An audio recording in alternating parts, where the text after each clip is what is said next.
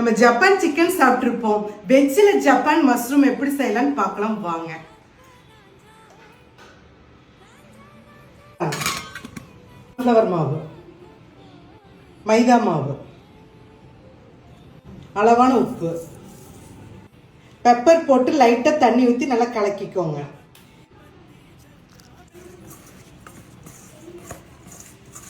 காளான் 10 நிமிஷம் ஊறிடுச்சு. இப்போ எண்ணெயில் போட்டுக்கலாம்.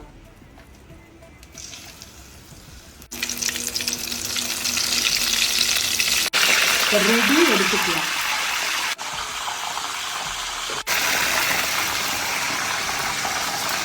பட்டர், பச்சை மிளகாய் 2, பொடி பொடியாக அறுத்த பூண்டு, இந்த டம்ளர் அளவுக்கு பால் ஊற்றிக்கோங்க.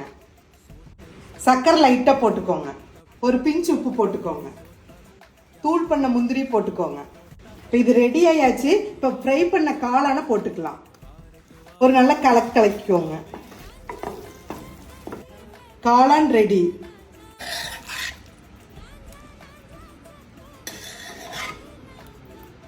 இந்த ரெசிபி நீங்களும் ட்ரை பண்ணி பாருங்க. ட்ரை பண்ணிட்டு எப்படி இருக்குன்னு கமெண்ட்ஸ்ல சொல்லுங்க.